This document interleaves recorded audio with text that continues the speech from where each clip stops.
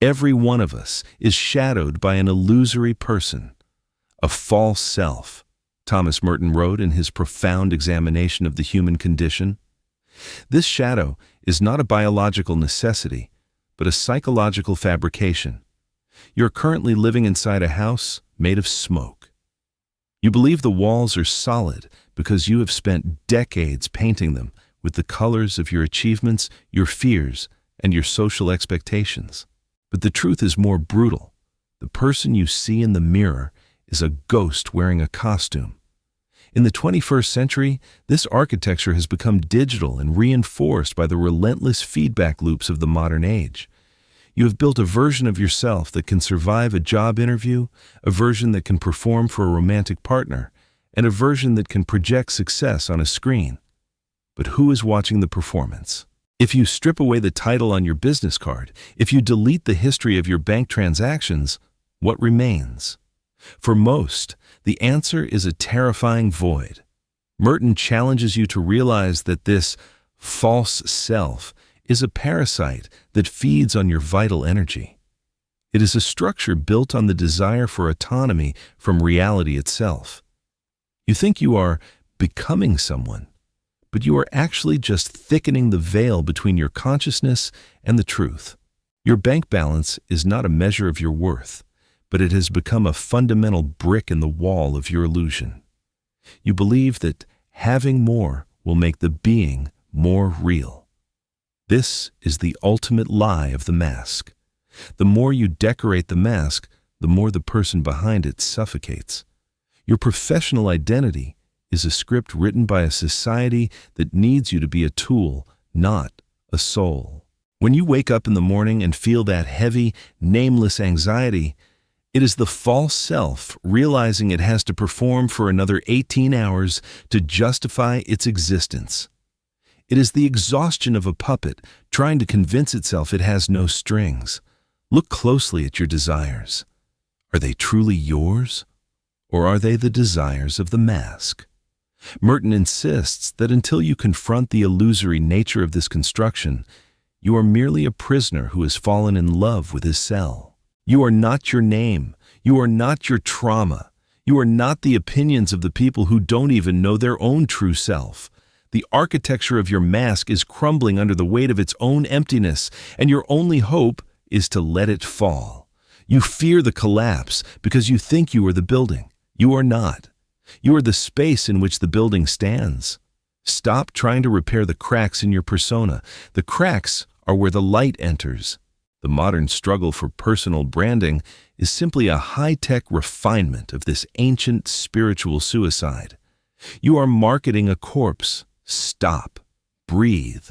Recognize that the unease you feel is the only honest part of your day. It is your true self screaming from beneath the rubble of your personality. The world is full of people who think they are important because they have been told they are, Thomas Merton observed, piercing through the vanity of social validation.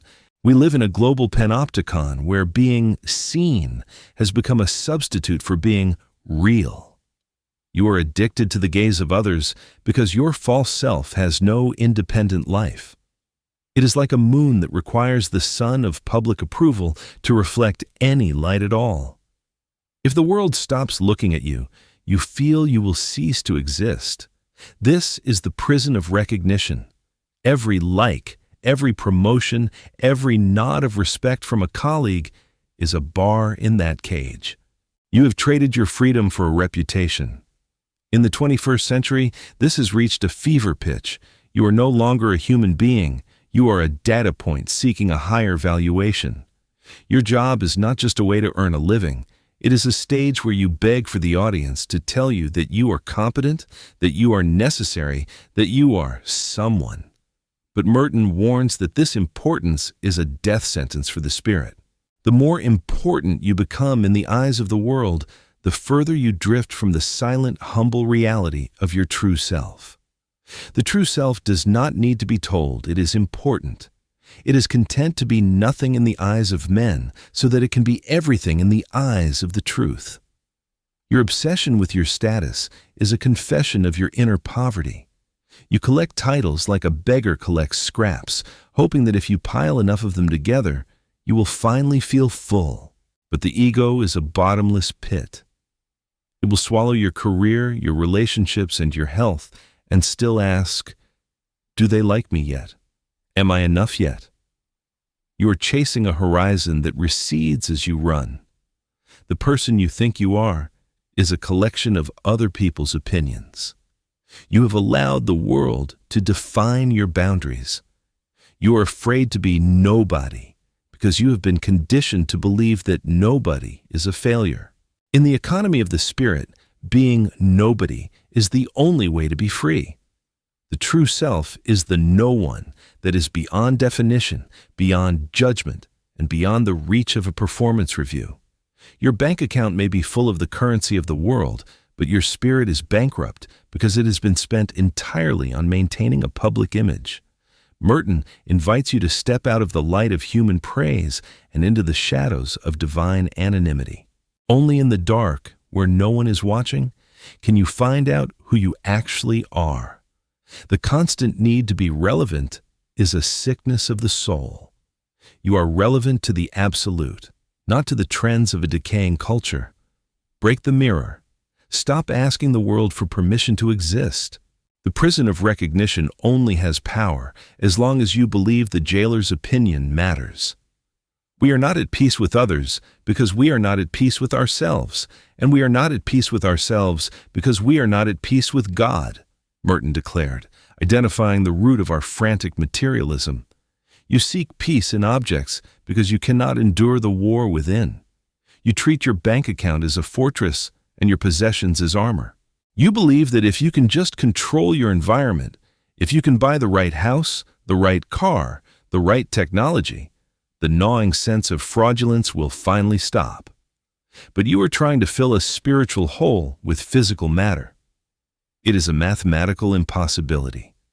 The altar of objects is where you sacrifice your time, your peace, and your very life to a God that cannot hear you.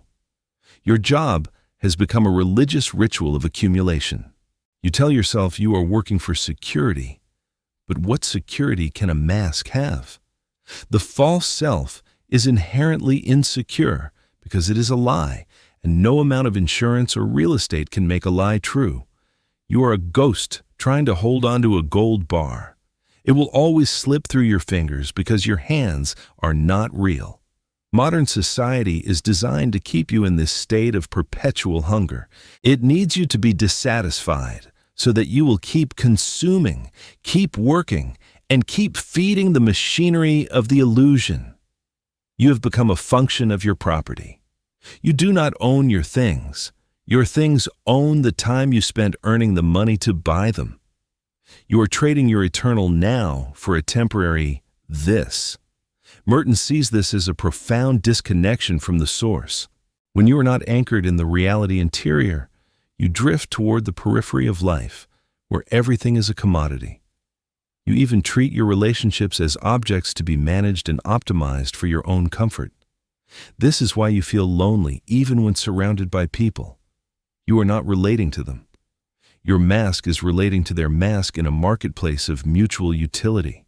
The God Merton speaks of is not a distant judge, but the very ground of being that you have ignored in favor of the shiny trinkets on the surface. To find peace, you must stop seeking it in the mall or the stock market. You must turn around and face the silence you have been running from. Your bank balance is a number. It is not your heartbeat. Your employment is a contract. It is not your identity. The false self worships the object because it cannot comprehend the subject. You are the subject. You are the one who experiences, not the things experienced. Until you reclaim your status as a child of the infinite, you will remain a slave to the finite. The mind that is not at peace with itself cannot find peace in anything else. Thomas Merton whispered to a world screaming for distraction. You are terrified of silence. You are terrified of a room with no noise, no screen, and no task. Why? Because in the silence, the mask begins to peel. In the emptiness, the false self loses its coordinates. Without a job to do or a person to impress, the illusion of you begins to dissolve, and that feels like death. So you flee into noise. You flee into the digital hive mind, into endless scrolling, into staying busy, into the hustle. You call it productivity. Merton calls it a flight from reality. You are running away from the only thing that can save you, the void. You believe emptiness is a lack of something. But in the mystical tradition, emptiness is the presence of everything. It is the womb of the true self. Your modern life is a frantic attempt to avoid the great silence where God, the reality, resides. You think that if you stop moving, you will be nothing. And you are right. You will be no thing. You will cease to be an object and begin to be a presence. But the false self cannot survive that transition. It needs the friction of activity to feel real. It needs the resistance of problems to solve and enemies to defeat. This is why your mind is a chaotic storm of what-ifs and if-onlys. It is a defense mechanism. By keeping you occupied with the future and the past, your mind prevents you from occupying the present.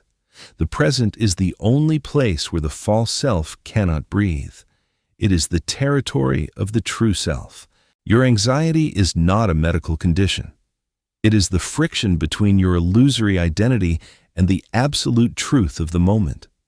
You are trying to live in a yesterday that is gone and a tomorrow that does not exist, all to avoid the now, which demands you drop your mask. You seek solutions to your stress, but the only solution is the dissolution of the one who is stressed. You want to be a better version of yourself, but Merton wants you to be no version at all. He wants you to be the original. The original is found only when the noise stops. Your bank account cannot buy you a moment of stillness. In fact, the more you have, the more noise you have to manage. Your job cannot give you peace. It can only give you a temporary distraction from your lack of it. The emptiness you fear is actually the doorway to the only freedom that matters. It is the desert where the soul meets its creator. Stop filling the silence with your own voice. Stop filling your life with experiences that you don't even have the presence to enjoy. Die to the noise, and you will find that the emptiness is actually full of a light that no darkness can touch.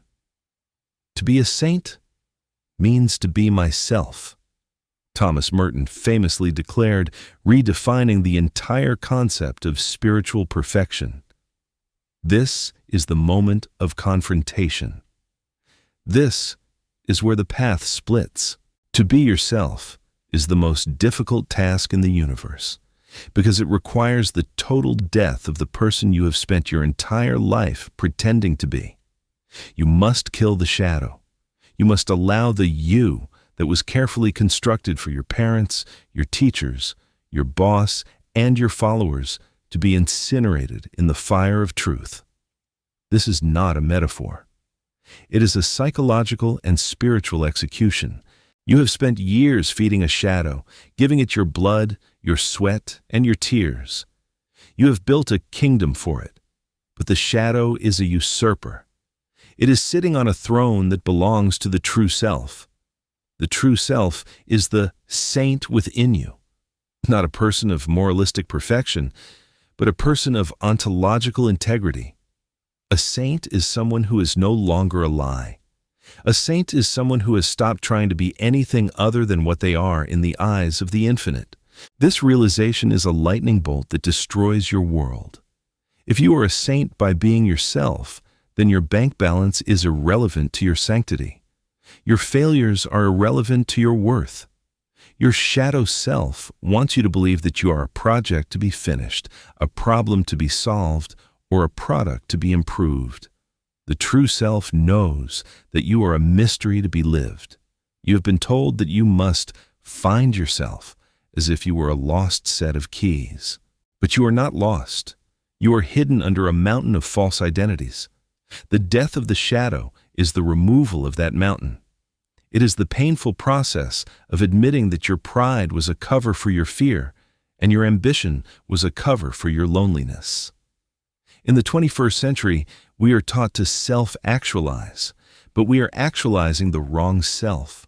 We are perfecting the shadow. We are making the mask more durable, more attractive, more efficient. Merton calls us to self-annihilation, not the destruction of our being, but the destruction of our idea of our being.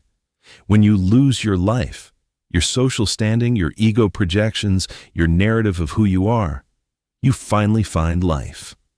This is the fast solution. Stop trying to fix the person you think you are. That person doesn't exist. Instead, turn your attention to the one who is aware of the illusion. The observer is the true self. The observer is the one who was never born and will never die. The observer is the one who is already at peace while the mask is screaming in agony. The death of the shadow is the beginning of reality. It is the moment you stop performing and start being. It is the moment you realize that you don't need to become a saint. You just need to stop being a fake. There is a pervasive form of contemporary violence to which the idealist most easily succumbs: activism and overwork. Thomas Merton observed with a surgical precision that cuts through the noise of the 21st century. You call it your career. You call it your hustle. You call it being a responsible provider. Merton calls it violence. You are currently participating in a silent, slow-motion war against your own soul, and your primary weapon is your to-do list. The heresy of activity is the modern delusion that your value is a variable determined by your output. You have been conditioned to believe that a day without a measurable achievement is a day that didn't happen. You look at your bank balance and see a scoreboard. But Merton sees a ledger of the time you have traded for an illusion. This is the violence of the modern age. To allow oneself to be carried away by a multitude of conflicting concerns, to surrender to too many demands, to commit oneself to too many projects, to want to help everyone in everything. To do this is to succumb to violence. The frenzy of the activist, even the good activist, neutralizes his work for peace, because it is a hidden form of aggression. Your constant need to be doing something is not a sign of vitality. It is a symptom of a spiritual vacuum. You are afraid to stop, because if the machine stops, you might have to face the fact that the person operating the machine is a stranger to you. You use your job as an anesthetic. You use your professional success as a shield to protect the false self from the terrifying reality of its own non-existence. When you brag about being busy, you are actually confessing that you have lost control of your life. You are a leaf in a storm, calling your erratic movements flight. Merton insists that the person who is always busy is a person who is always escaping. You escape into the future because you cannot tolerate the weight of the present.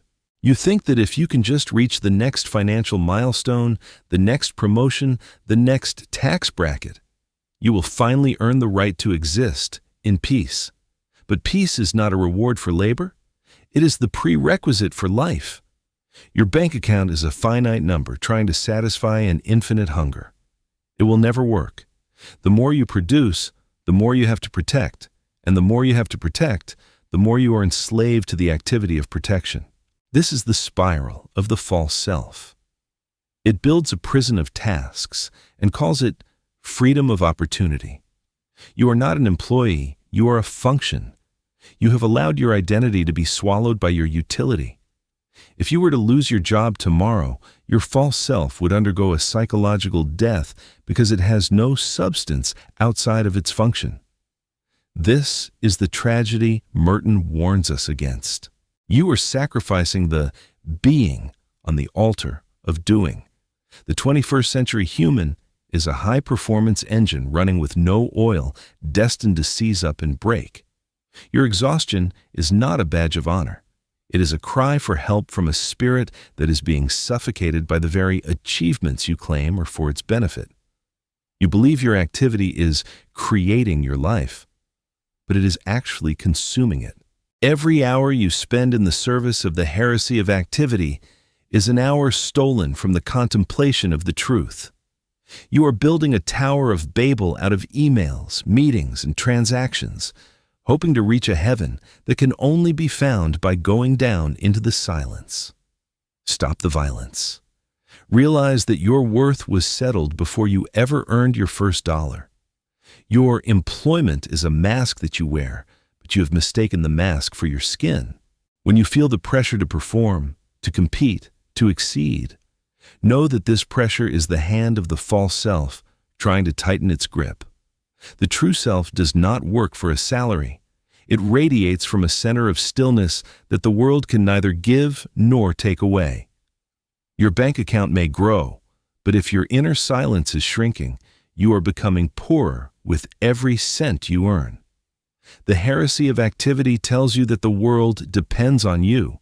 Reality tells you that you depend on a grace you are too busy to notice. Break the cycle of production. Reclaim the right to be useless in the eyes of the market so that you can be real in the eyes of the infinite. The violence of your schedule is a choice. The peace of your soul is a gift. You cannot have both as long as you worship the idol of the grind. Look at your hands. Are they holding the tools of your trade, or are they clinging to the bars of your cell? The work you do should be an overflow of your peace, not a desperate attempt to manufacture it. Until you see through the illusion of productivity, you are merely a well-paid ghost haunting your own life. Solitude is not something you must hope for in the future. Rather, it is a deepening of the present, and unless you have it now, you will never have it. Thomas Merton declares, striking a fatal blow to your habit of procrastination.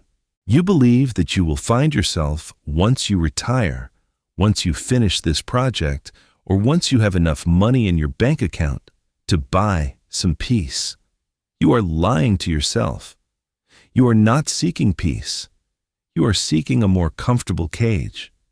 You flee from loneliness because you are terrified of the person you are when no one is watching. You are terrified because that person, the one who sits in the dark without a phone, without a job description, and without a social status, feels like a void. And you have been taught that a void must be filled, but Merton insists that this void is not an absence. It is a clearing. It is the desert where the false self, that parasitic construct of social expectations and professional vanity, finally starves to death. You think your constant connectivity is a sign of being involved in life, but it is actually a sign of your utter dependence on a mirror that isn't yours. If you are not linked, you feel you do not exist. If you are not productive, you feel you are a failure. If your bank account does not reflect a certain number, you feel you are nobody. This is the ultimate triumph of the illusion. You have outsourced your existence to an algorithm and a payroll. In the 21st century, the desert is not a place in the Middle East. It is the 30 minutes of silence you refuse to give yourself because the noise of your own emptiness is too loud to bear. You fill that silence with podcasts, with emails, with the frantic checking of your investments, and with the desperate need to be relevant. But what is relevance? To be relevant to a decaying society is to be a well-fed prisoner. Merton calls you to the desert of your own heart. In this desert, there are no titles. There is no CEO, no assistant, no influencer, and no failure. There is only the subject, the I am, that exists before you ever earned a cent or signed a contract. You are afraid of loneliness because in loneliness, your persona has no utility. A mask is useless if there is no audience to see it. When you are alone, the mask begins to itch, then it begins to burn, and finally, it falls away. This is the moment of crisis. This is where most people run back to the noise. They run back to their careers and their social lives because they cannot endure the sensation of being nothing. But Merton whispers that you must become nothing before you can be everything. Your bank balance is a distraction from your poverty of spirit. You think you are somebody because you possess things, but in the desert you realize that your things are merely the bars of your cell. The true self does not possess. It participates in being. Your job is not your identity. It is a role you play in a play that will eventually end. Why are you so invested in a character that will be written out of the script? The desert of loneliness is the only place where the social unconscious loses its grip on you. It is where you stop being an echo of the world's desires and start being a voice of the eternal.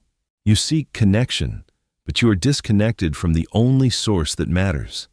You are a branch that has cut itself off from the tree and is now trying to glue itself back on with likes and professional accolades. It will not hold. The only way back to the root is through the silence. You must learn to sit in a room until the person you think you are disappears. You must learn to look at your bank account and realize it is a number on a screen that has no power over the substance of your soul. You must learn to walk through your office and realize that you are surrounded by ghosts wearing suits, all of them just as terrified of the silence as you are. The desert is not a place of punishment. It is a place of liberation. It is where you regain the inner experience that has been stolen from you by a culture of consumption. Stop asking for permission to be alone. Stop apologizing for your unproductivity. The most productive thing you will ever do is to dismantle the lie of your own importance. When you finally reach the center of your loneliness, you will find that you are not alone at all. You will find that you are standing on the ground of reality, and that reality is more solid than any skyscraper, more valuable than any currency, and more permanent than any reputation. The fear you feel is just the false self's way of screaming as it dies. Let it die. The desert is waiting, and in that desert, you will finally find the one you have been running from. Yourself. The modern world is a conspiracy against this meeting. It wants you to be a consumer, a producer, a citizen, a voter, anything but a human being who is awake. Solitude is the only act of rebellion that matters. It is the refusal to be a data point. It is the reclamation of your soul from the marketplace. Breathe in the dry air of the desert. Let the sand of the absolute wash away the grime of your professional vanity. You are not what they say you are. You are not what you think you are. You are the silence that remains when the world stops talking. We are all the more possessed by the social unconscious because we think we are original.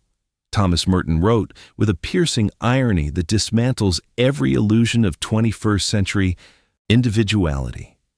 You believe your choices are yours. You believe your style, your career path, and even your personal brand are reflections of a unique essence. They are not. You are a mirror reflecting a mirror in a hall of digital ghosts. The social unconscious is the invisible pressure of the mass mind that dictates your every anxiety. It is the silent command that tells you that you must be more than you were yesterday, or you will cease to count. Look at your life. Is your obsession with your job a fruit of your soul, or is it a script written by a society that needs you to be a predictable cog? You are haunted by a collective hallucination of success. You wake up and immediately check the numbers, the bank balance, the notifications, the market trends. You're not checking reality, you're checking the status of your mask. The false self is a parasite that feeds on these metrics. It is the mass man in you that fears being different, because to be different is to be invisible to the system. You have allowed the algorithm of the social unconscious to replace your inner light. Your opinions are just slogans you've heard so often you've mistaken them for thoughts. Your desires are just advertisements you've absorbed so deeply you've mistaken them for needs. Merton warns that this is the ultimate slavery because the prisoner thinks he is the architect of his own cage. You spend 40 hours a week, or 60 or 80, selling the precious moments of your mortality to buy objects that the social unconscious tells you will make you someone. But you are already someone.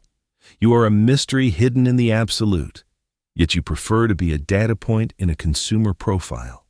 Why? Because the social unconscious offers you the safety of the herd. It promises that if you look like everyone else, work like everyone else, and worry like everyone else, you will be normal. But normalcy is the death of the spirit. The person you think you are is a composite of the expectations of people who are just as lost as you are. Your job is a performance for an audience of other actors who have forgotten they are wearing costumes. Your salary is the bribe the world pays you to keep pretending. When you feel that sudden wave of exhaustion that sleep cannot fix, it is not your body that is tired. It is your soul that is tired of the masquerade. The mirror of society is cracked, yet you keep looking into it, hoping to see a face that isn't there. You have become a ghost in your own story. Break the mirror. Stop asking the collective for a definition of your worth. The bank balance is a fiction used to keep the social unconscious functioning. Your professional title is a label on a jar that is empty. To find your true self, you must become unrecognizable to the mass mind. You must be willing to be no one in the eyes of the machine so that you can be everything in the eyes of the reality. The 21st century has perfected the art of making you feel significant while you are actually becoming more generic. You are being styled into a product. Your very identity has been commodified. Merton's call is to a radical nonconformity, not of external fashion, but of internal substance. The social unconscious cannot enter the silence of a heart that has stopped caring about status. The machine cannot track a man who has found his center in the infinite. Stop being a reflection. Start being a source. You are not a consumer. You are a miracle. You are not a taxpayer. You are an eternal consciousness. The person you think you are is an illusion projected by a society that is terrified of the truth. Turn off the noise. Step away from the screen. Look into the void until you realize it is actually the ground of being. Your brand is a lie. Your reputation is a burden. The social unconscious is a dream from which you must now awaken. You're not the person the world says you are. You are the one who is watching the world say it. And in that observation, the power of the mirror is broken forever. It is not that we have too much faith, but that we have too little doubt about our own illusions, Thomas Merton observed, exposing the crumbling foundations of the human ego. You walk through your day with a rigid certainty about who you are, what you deserve, and why you work. This certainty is not faith. It is a fortress of opinions designed to protect you from the terrifying vastness of the truth. You have built an architecture of belief around your false self, using your job, your political affiliations, and your bank balance as the bricks and mortar. You believe that if you can just be right enough times, you will feel solid. But your solidity is a sham. In the 21st century, this architecture has become a digital bunker. You surround yourself with echoes of your own thoughts, reinforcing the walls of your persona until no light can get in. You are not seeking the truth. You are seeking confirmation of your identity. Merton insists that the true self begins where your opinions end. Your beliefs about your career and your status are actually just defenses against the anxiety of being human. You believe that your salary is a measure of your competence, but it is actually just a measure of your utility to a system that does not know your name. You believe your success is a sign of your worth, but it is often just a sign of how well you have adapted to a collective lie. True faith is a leap into the unknown, a surrender of the need to be someone in the eyes of the world. But you have traded faith for opinion. You have an opinion about everything because you have an experience of nothing. Your mind is a noisy factory of judgments, churning out labels for everything you see so that you don't have to actually be with it. This is how the false self survives, by categorizing the world instead of experiencing it. When you look at your bank account, you see a number that dictates your mood. That is not a fact. That is a belief system you have inherited from a materialistic culture. You are a devotee of the religion of more. You believe that the next purchase or the next promotion will finally provide the grace that you feel is missing. But grace is already here, and it is hidden in the very things your beliefs ignore. The silence, the failure, the moments of being absolutely unproductive. Merton challenges you to tear down the architecture of your ego. The person you think you are is a set of ideas you have about yourself, and your ideas are small, narrow, and often wrong. You are not a set of ideas. You are a living reality that transcends all definitions. Your job title is a linguistic convenience, not a metaphysical truth. Your bank balance is a social contract, not a spiritual condition. You have mistaken the map for the territory. The belief that you are your professional persona is the primary obstacle to your awakening. You are afraid to doubt this identity because if you aren't a manager or an engineer or a success, then what are you? You are the void. You are the light. You are the breath of the absolute. But the false self would rather be a somebody in a prison than no one in the infinite. Stop defending your illusions. Stop building walls out of your accomplishments. The cracks in your life, the failures, the losses, the moments of profound doubt are not threats to your existence. They are the moments when the architecture of belief fails and the reality interior breaks through. You don't need to believe in God or the truth. You need to stop believing in the lie of the I that wants to be God. The person you think you are is a character in a story you are telling yourself to avoid the silence of the truth. Close the book. Let the story end. The reality that remains when you have no more opinions about yourself is the only thing that was ever real. You are not the architect. You are the space. You are not the belief. You are the awareness. The false self is a house of cards, and the wind of the truth is already blowing. Don't try to hold the walls up. Let them fall. In the ruins of your ego, you will find the ground of your being, and for the first time, you will be free. A saint is not someone who is good, but someone who is real, Thomas Merton proclaimed, stripping the mask from our most cherished delusions of virtue. You have spent your life trying to be a good person. You follow the rules. You work your job, you pay your taxes, and you treat people with a calculated kindness that you call morality. But under Merton's gaze, this morality is often just another costume for the false self. It is the nice guy mask, the virtuous professional mask, the responsible citizen mask.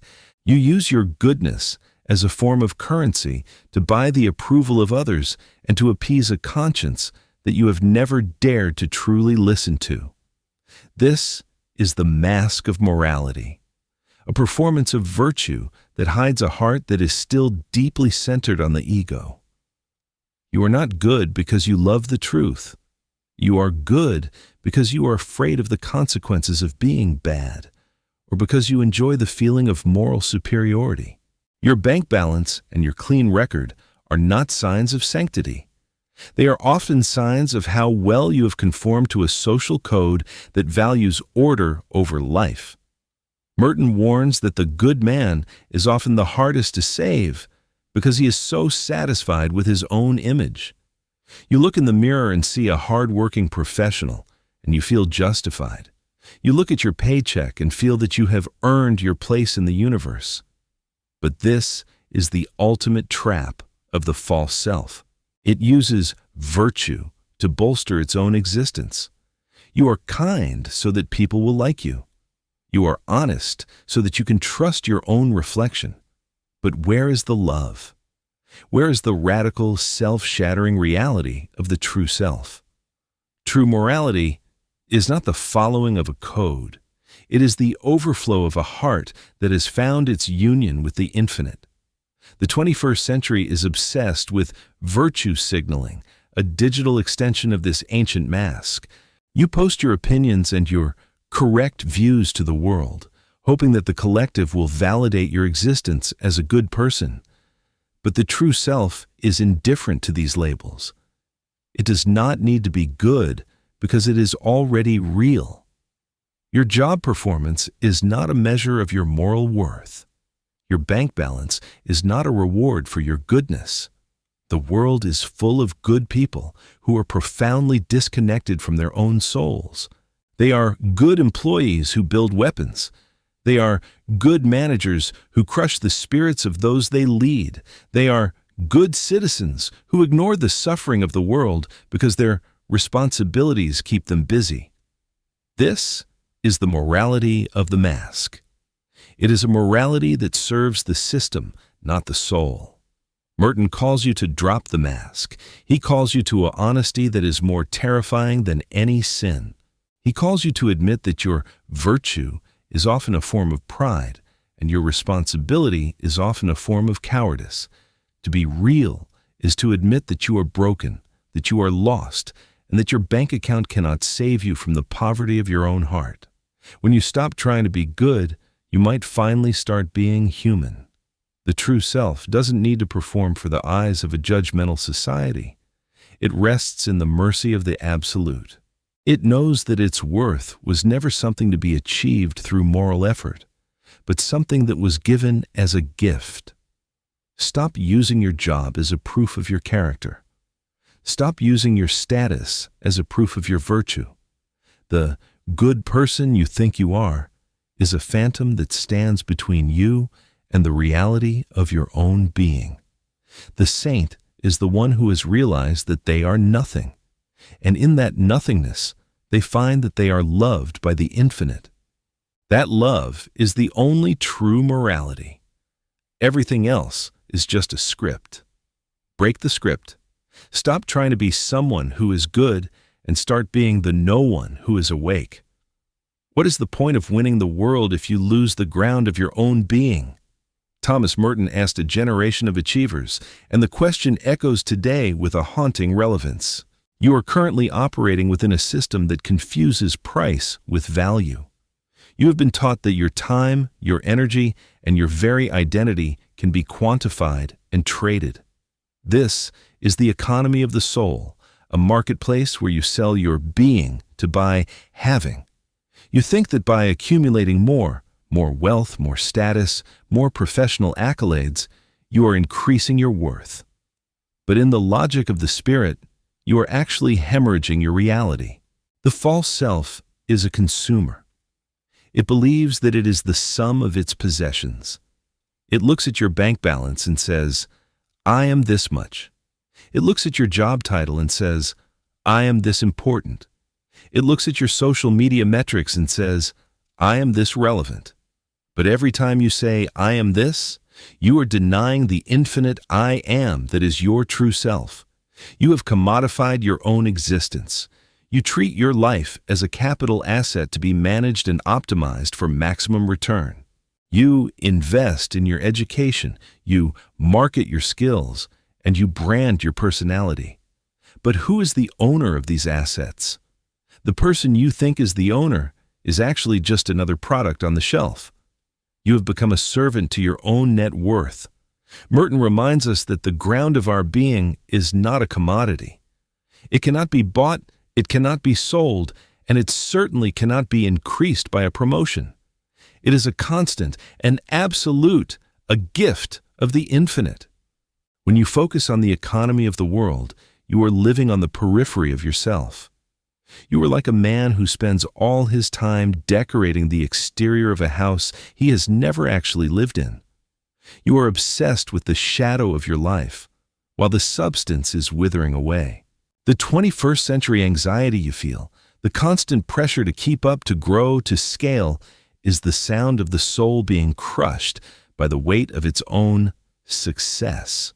You believe your bank account provides security, but what security can it offer against the reality of your own mortality?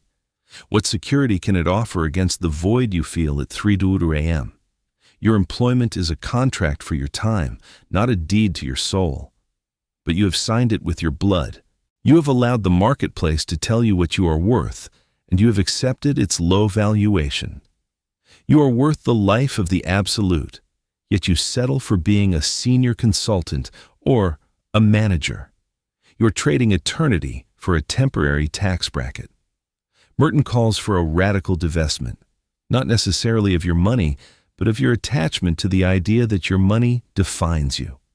You must realize that your bank balance is a number that has nothing to do with your reality. You must realize that your job is a series of tasks that have nothing to do with your essence. You are a spirit masquerading as an employee. The economy of the soul is a zero-sum game. The more you win in the eyes of the world, the more you lose in the eyes of the truth. The false self wants to be a high-value individual. The true self is of infinite value because it is. Stop measuring yourself. Stop quantifying your life. The person you think you are is a profit and loss statement. The person you actually are is a hymn of the absolute. You are not a human resource. You are a human being. Reclaim the ground of your being from the hands of the accountants and the marketers. Stop selling your life to buy a lifestyle. The true self is the only thing you have that the economy cannot track and the market cannot price. It is the pearl of great price for which you must be willing to sell everything else, including your pride, your status, and your bank-balanced identity. Until you step out of the marketplace of identity, you will always be for sale, and the price they pay for you will never be enough to fill the hole in your heart.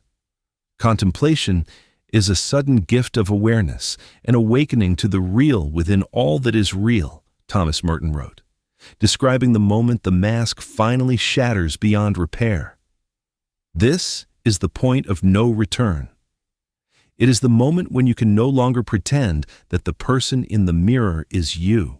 It is the Point Vierge, the virgin point, that Merton identified as a center of nothingness, untouched by sin, by illusion, or by the world.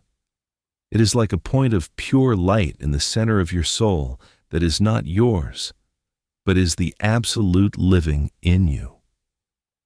You have spent your life trying to find this awareness through doing, but it can only be found through being. The awakening is not a result of a promotion, a spiritual technique, or a successful career. It is a gift that arrives when the false self is finally exhausted and gives up the ghost. You are at the edge of this abyss. You can feel the hollowness of your bank-balanced life. You can feel the sterility of your professional identity. The 21st century offers you 1,000 ways to turn back. More entertainment, more self-help, more goals, more noise. But the true self is calling you to jump, to step into the silence of the Point Vierge, where your name, your job, and your history do not exist. This is the contemplative awakening. It is the realization that you have never been separate from the reality you were seeking. You thought you were a professional looking for meaning, but you are actually the infinite having the experience of being a professional. The shift in perspective is total. Once you see the real, the unreal loses its power over you.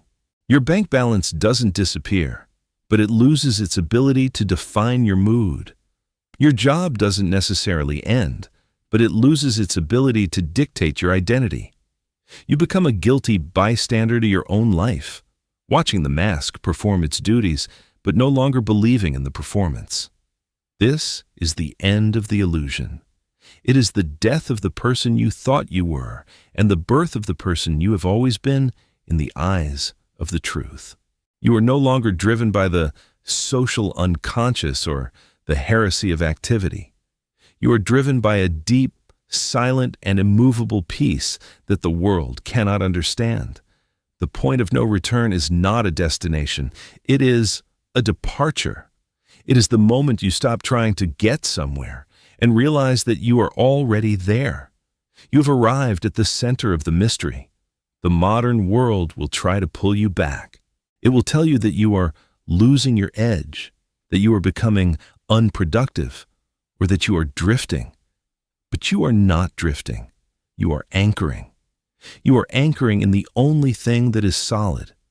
The person the world knew is dying, and that is why they are uncomfortable. They want you to keep the mask on so they don't have to look at their own. But you cannot go back. You have seen the light through the cracks of your persona, and the persona can never be whole again. The bank balance, the status, the good person narrative, they all look like toys now. Childhood things that you have put away. This is the maturity of the spirit. It is the radical simplicity of being exactly who you are, without addition and without subtraction. You are a child of the absolute, playing a part in a passing shadow play.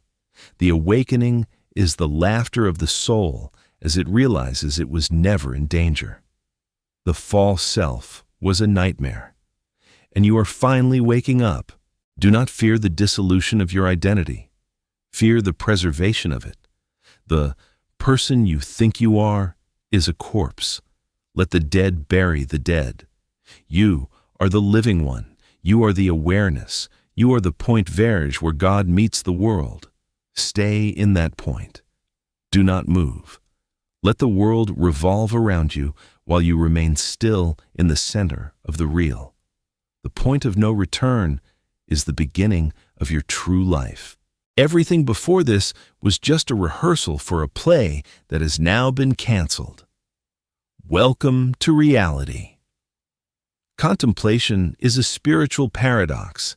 It is a deep resonance in the center of our being in which we discover that we are not our own, and yet we are more ourselves than we ever thought possible, Thomas Merton writes, calling you to the only rebellion that has ever mattered.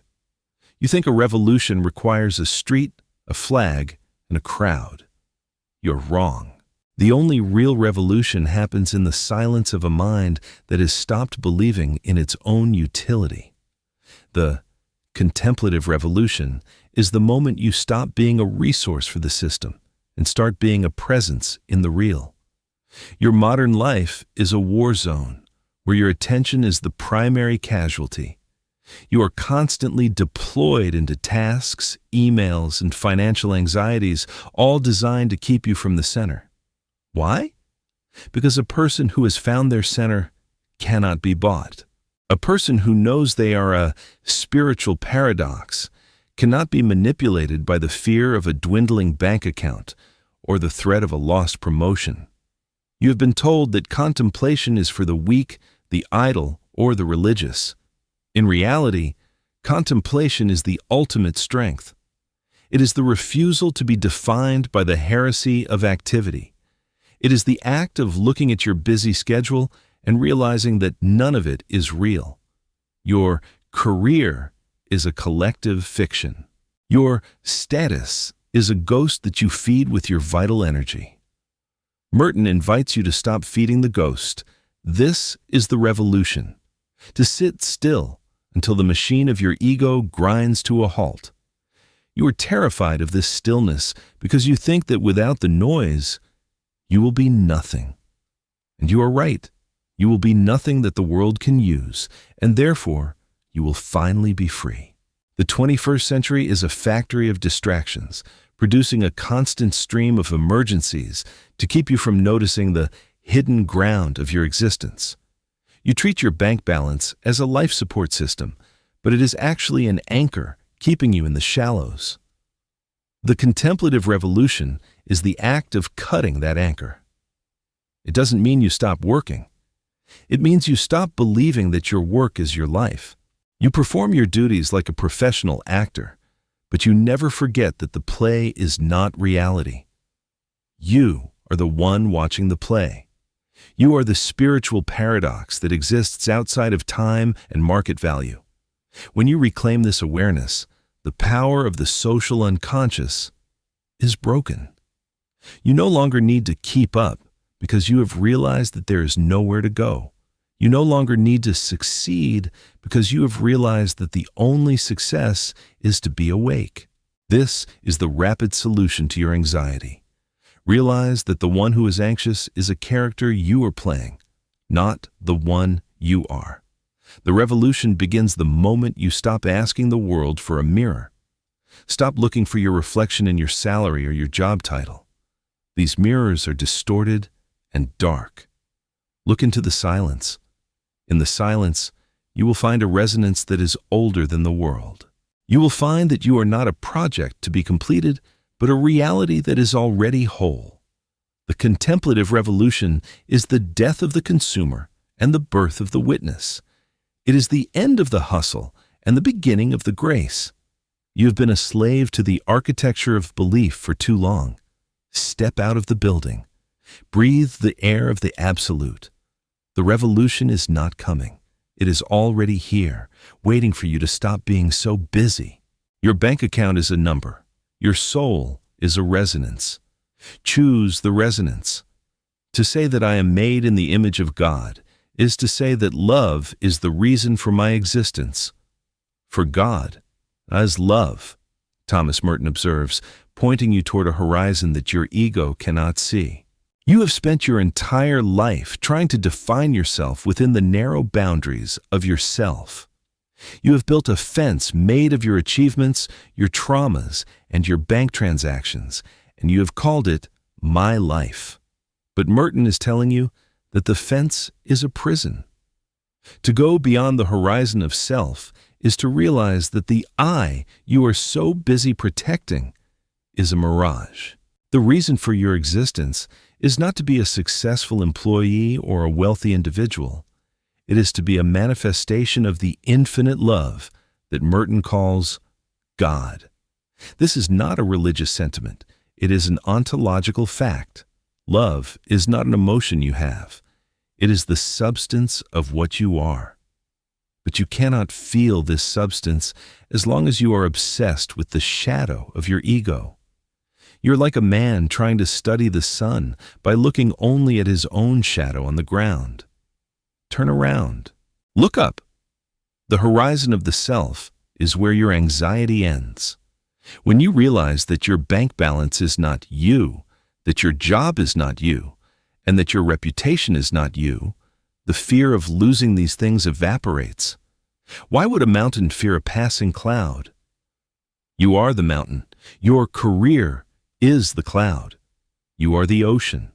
Your financial crisis is a ripple on the surface.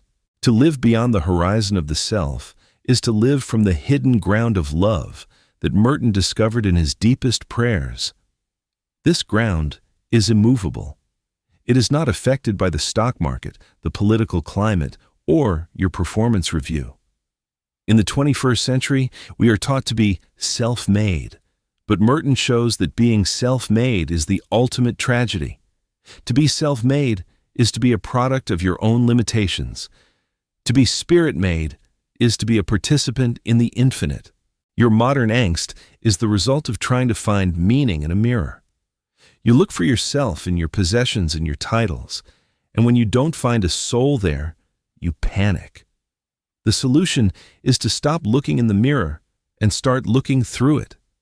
See the image of God in the center of your being. This is the part of you that has never been stressed, never been tired, and never been afraid of poverty. It is the part of you that is already in union with the real. When you move beyond the horizon of the self, you stop needing things from the world. You stop using people and objects to validate your existence. Instead, you become a source of peace for a world that is starving for it. You work your job, but you work it with the freedom of one who has nothing to lose.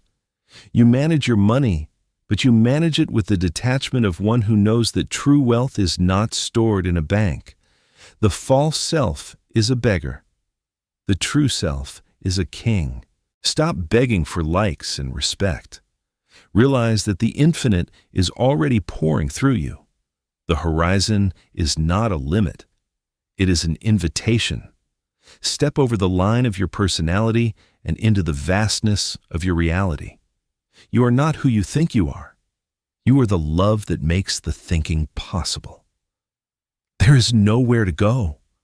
We are already there. We are always there. Thomas Merton whispered in his final days, delivering the most devastating blow to the ego's need for progress. You have been running your entire life. You are running toward a future where you will finally be secure, finally be happy, and finally be enough. You treat your career as a marathon and your bank account as a destination. But Merton is telling you that the finish line is a lie. The final dissolution is the realization that there is no destination because the real is already here. This is the end of the search. You are not a seeker of truth. You are the place where the truth is happening. Your modern obsession with self-improvement and growth is just the false self's way of staying in control. As long as you are becoming something, you don't have to be what you are. The dissolution is the moment you stop trying to become. It is the moment you realize that your bank balance, whether it is high or low, has absolutely no power to bring you closer to or take you further from the truth. You are already at the center. You are already in the Point Vierge. Your employment is a role you are playing in a theater of shadows, but the theater is built on the ground of being. The final dissolution is the stripping away of the last layers of your vanity. It is the death of the spiritual ego, the one who thinks they are awakened or enlightened. Merton calls you to a radical poverty of spirit, not the poverty of having no money, but the poverty of having no self to defend. When you have nothing to defend, you have no fear. When you have no identity to maintain, you have no stress. The 21st century is a nightmare of identity maintenance. You are constantly polishing your digital persona, your professional reputation, and your social standing.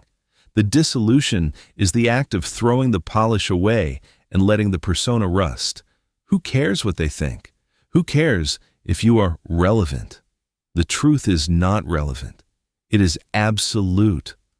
The final dissolution is the peace that passes all understanding because it is the peace of a person who has stopped wanting anything from the world.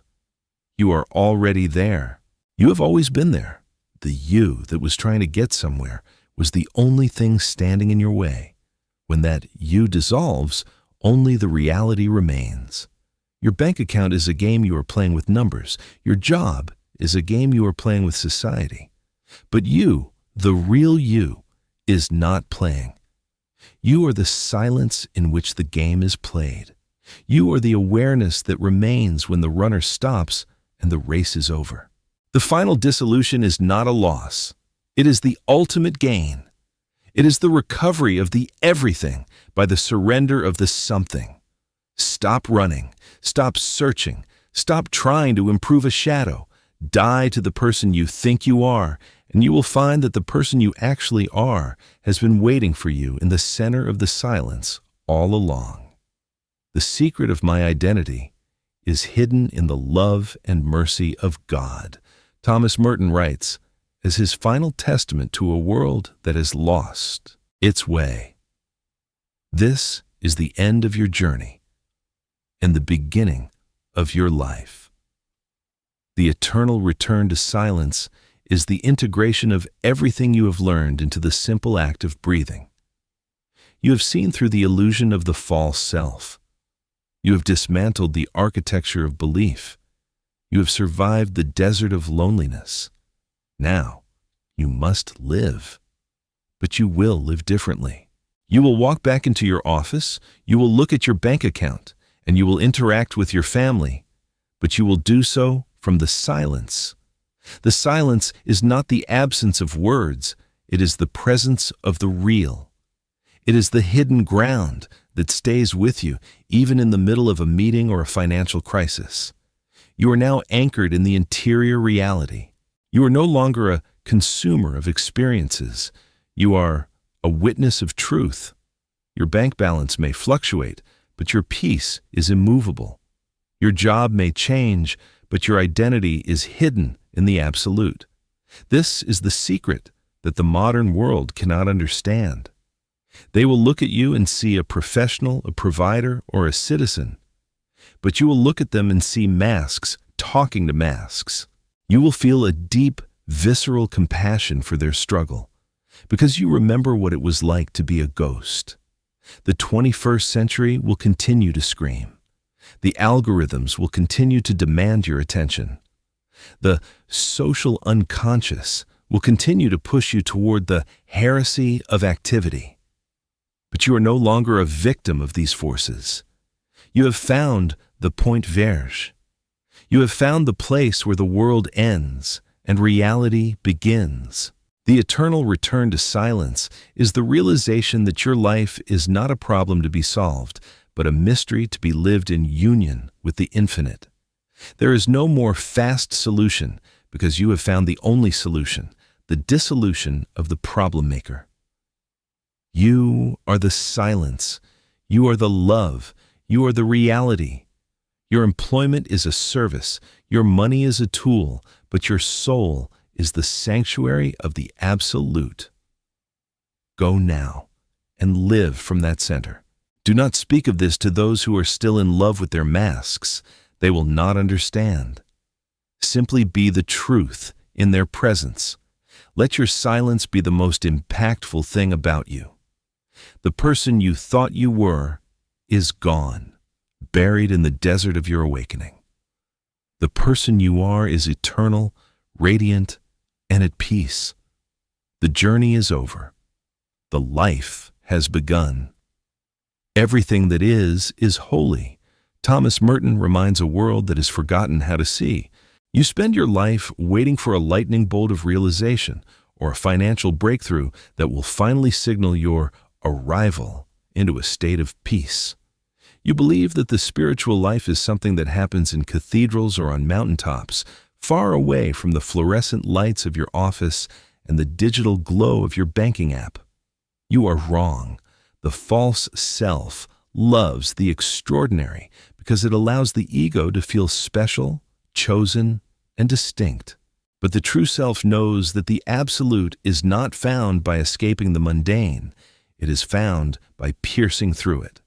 The sacrament of the ordinary is the radical realization that your morning commute, your tedious spreadsheets, and your mounting bills are not obstacles to reality. They are the very matter of your sanctification. Every email you send is a ritual. Every transaction you make is a movement of energy within the one. You have been conditioned to see your job as a grind and your salary as a survival metric. But Merton invites you to see them as a liturgy. When you stop trying to get somewhere else and begin to be fully present in the here, the walls between the sacred and the secular dissolve. You do not need to quit your job to find God.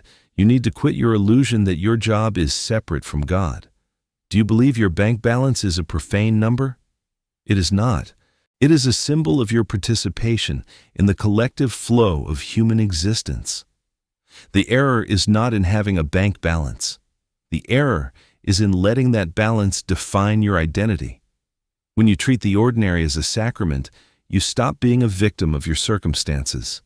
You are no longer working for the weekend. You are existing in the eternal now, even while filing tax returns. The 21st century human is addicted to peak experiences, vacations, promotions, and social media highlights. You are chasing shadows while the sun is already shining on your desk. Merton's insight is a direct attack on your spiritual procrastination. You think you will be real when you have more time, more money, or more status. But if you cannot find the infinite in a cup of coffee or a stressful meeting, you will not find it in a monastery. The false self seeks to spiritualize life by adding layers of complexity. The true self realizes life by stripping away the labels. Your professional title is a label. Your net worth is a label. Underneath those labels is the hidden ground of love that sustains everything that is. When you embrace the sacrament of the ordinary, you stop performing. You stop trying to make your life meaningful through external achievements. You realize that your life is already meaningful because it exists. This is the death of the hustle. You work, but you work from a center of stillness. You earn, but you earn without the desperation of a beggar. You are no longer a consumer of life. You are a participant in it. The ordinary is only boring to the mind that is still seeking the vanity of the mask. To the awakened spirit, the sound of a printer or the notification of a deposit is as holy as the sound of a temple bell. Are you still waiting for your life to begin? Look at your hands. Look at your screen. The reality is here. It has always been here. The sacrament is in your reach, and it costs nothing but the surrender of your pride. Stop looking for the burning bush. The bush is already burning in your office, and you're just too busy checking your phone to notice the fire. Your job is not a prison unless you believe the false self's narrative of lack. In the economy of the spirit, there is no lack. There is only the endless outpouring of being into the vessels of the common day. Reclaim the holiness of your mundane reality. You are not a professional trying to be spiritual. You are the spirit having a professional experience. We have what we seek. It is there all the time, and if we give it time, it will make itself known to us, Thomas Merton whispered as he approached the end of his physical journey. This is the final collapse of the seeker. You have spent this entire process trying to find your true self, as if it were a lost object or a hidden treasure at the end of a long, difficult career path. You have treated this awakening as another project to be managed, another milestone to be reached. But the unveiling of the infinite is the terrifyingly simple realization that you have never been anywhere else. There is no distance between you and the absolute. There is no gap to close between your bank account and your soul. The unveiling is not the addition of new knowledge. It is the total removal of the veil of the false self. You are like a man wearing a blindfold, crying out that he is in darkness while the sun is blazing all around him. Your job, your reputation, and your financial anxieties were the blindfold. The moment you stop trying to see and simply be, the blindfold falls. Merton's final message to the modern world is a message of arrival. You are already there. You have always been there. The person you thought was struggling was a ghost. The person you thought was failing was a dream. The infinite is not a destination in the future. It is the ground on which you are standing right now. In the 21st century, the greatest obstacle to this unveiling is your addiction to more. You believe that if you just had one more breakthrough, one more digit in your bank balance, or one more year of experience, the veil would lift. But the veil is made of your wanting. As long as you are seeking the infinite, you are implying that it is not here.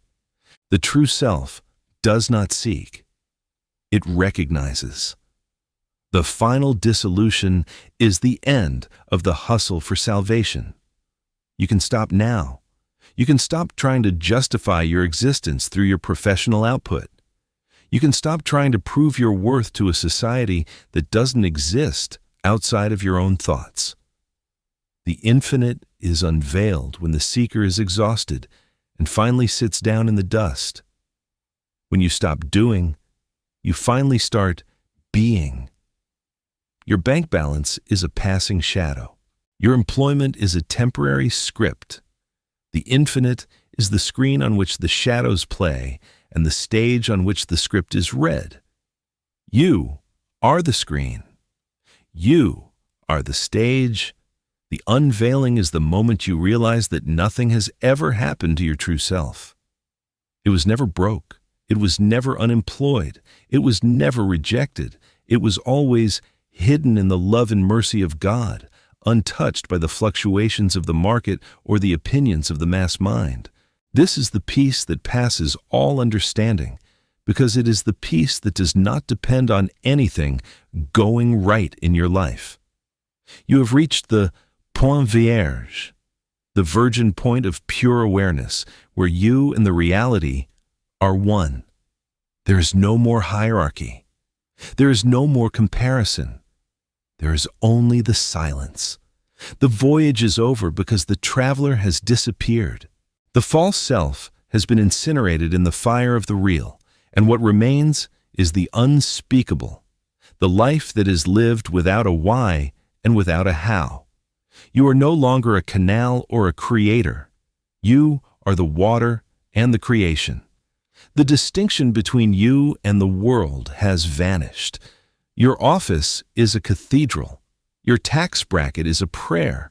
Your life is a breath of the eternal. The unveiling is complete. The infinite is not a concept you hold. It is the presence that holds you. Do not try to explain this. Do not try to store it in your bank of memories. Simply exist. The seeker is dead. The truth remains. You are home. You have always been home. Now, open your eyes and see that the person you think you are never existed, and the reality you sought never left your side. The play is over. The silence is everything. We are already one, but we imagine that we are not. And what we have to recover is our original unity. What we have to be is what we are. Thomas Merton. You are currently a victim of your own imagination. You have spent years, perhaps decades, carefully cultivating the hallucination of your own separation. You wake up and look at your bank account, and in that moment of observation, you create a wall. You believe that the number on that screen defines a distance between you and the rest of the world. You think that because you have more or less than the person next to you, you are a different species of being. This is the ultimate lie of the 21st century. Your imagination has been hijacked by a culture that profits from your sense of isolation. When you walk into your place of employment, you put on a mask of competence and professionalism, effectively announcing to the universe that you are a separate unit competing for survival. But Merton, in his final days in Bangkok in 1968, saw through this theatrical production. He realized that the false self is nothing more than a mental construct that insists on being a self apart from the whole. You believe you are an island because your job title tells you so. You believe you are a solitary entity because your social security number and your digital profiles give you a specific set of coordinates. But these are merely lines drawn in the sand of a dream.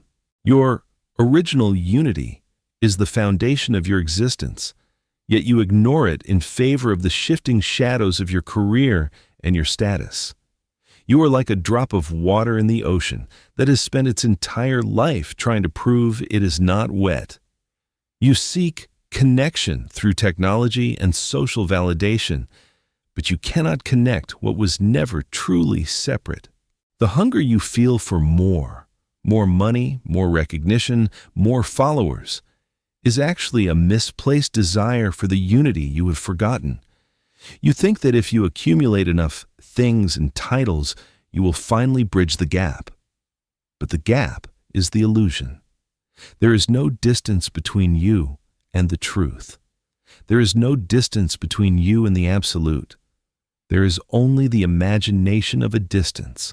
Stop trying to build a bridge to a place where you already stand.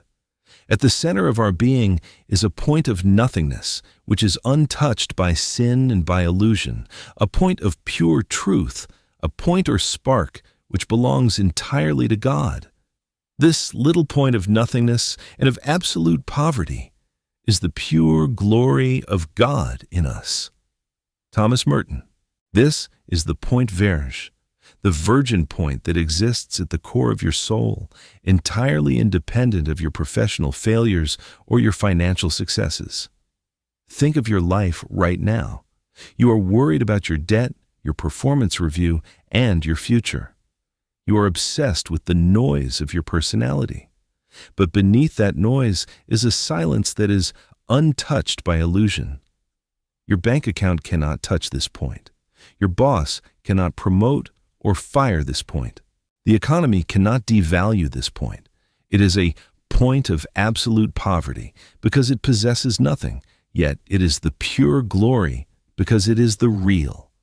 You have been taught to fear poverty, especially the financial poverty of the 21st century marketplace. But Merton calls you to a different kind of poverty, a spiritual nakedness where you no longer identify with your belongings or your achievements. When you stand in this point of nothingness, you realize that the person you thought you were, the taxpayer, the employee, the success, is a costume that has been burned away. You're left with the original unity. This is not a milestone you reach through hard work.